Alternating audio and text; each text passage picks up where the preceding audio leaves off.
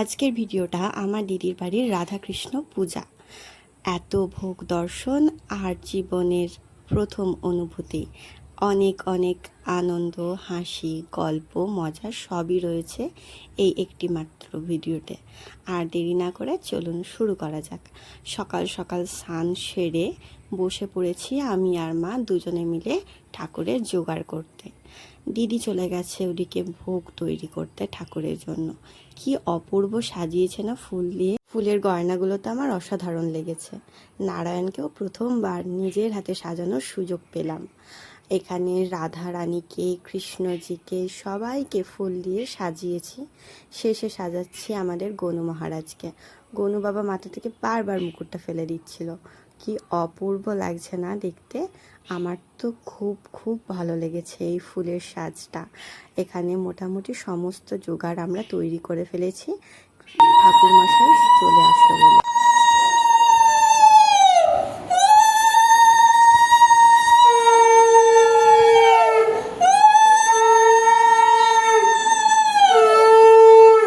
ঠাকুরমশাই আমাদের এসে গেছেন, পুজো আরম্ভ হলো।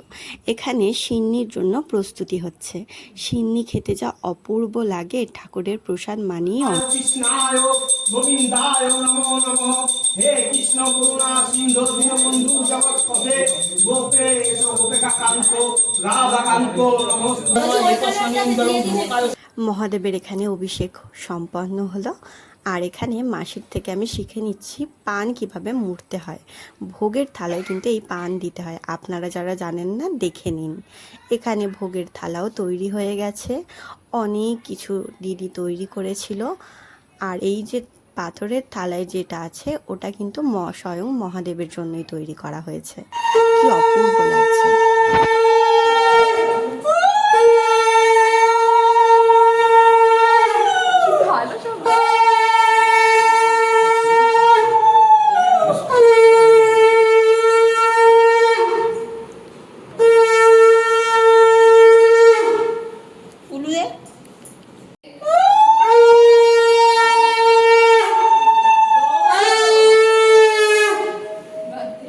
সামনে ভোগের থালা প্রদান করা হয়েছে, তাই এই আড়াল যাতে আমাদের চোখে না পড়ে।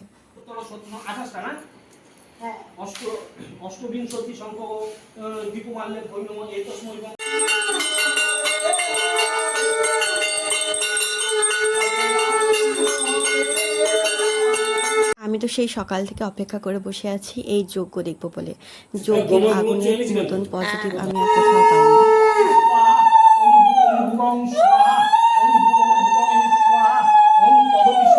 পরম সদা পশ্যন্তি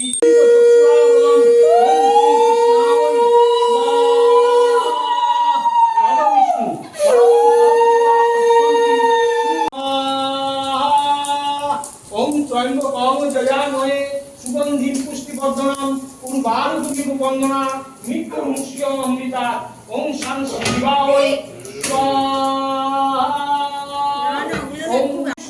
পরমং পদং সদা পশ্যন্তি সুরয় দিবিব চক্ষুরাদম ওম নাং নারায়ণ শ্রী বিষ্ণু দেহৈ স্বাহা ওম ভূ ওম যজ্ঞেশ্বর বিষ্ণু দেহৈ স্বাহা ওম ভিং মহাকাল ভৈরব শ্রীমত কেনাকালিকা ওই স্বাহা ওম ভিং দেবী দুর্গা ওই স্বাহা ওম। পুজোর সমাপ্তি ঘটল। এবারে আমাদের পাড়া ভোগ গ্রহণ করার। পাশেই ছিল একটা মন্দির দিদির বাড়ির, সেটাও দেখে আসলাম। তারপর বাড়ি এসে তৈরি হয়ে পড়লাম সন্ধ্যাবেলার অনুষ্ঠানে। দাদা এখানে সকালে অফিস থাকার কারণে আসতে পারিনি, সন্ধ্যাবেলা এসেছে। দাদা আজকে কি খাওয়াচ্ছেন আপনি? এই তো আজকে আমাদের এখানে পোলাও আছে, ঠিক আছে, আর এখানে আলুর দম আছে। কি লাগবে বলেন? বাহ, আলুর দমের কালার হেভি এসছে। হ্যাঁ, এখানে পনির আছে, চাটনি পাঁপড়, মিষ্টি আছে। বাহ বাহ। আর কিছু লাগবে? না না, এই অনেক। ব্যাস। জল আছে, জল আছে, পাঁপড় আছে। সারা দিনের হুড়োহুড়ির চোটে আমরা তো কেউ কারোর সাথে ঠিক করে কথাই বলিনি। এই এখন বসে বসে সব গল্প হচ্ছে, আর কি কি উপহার এসেছে দিদির বাড়িতে সেগুলোই খুলে খুলে দেখা হচ্ছে।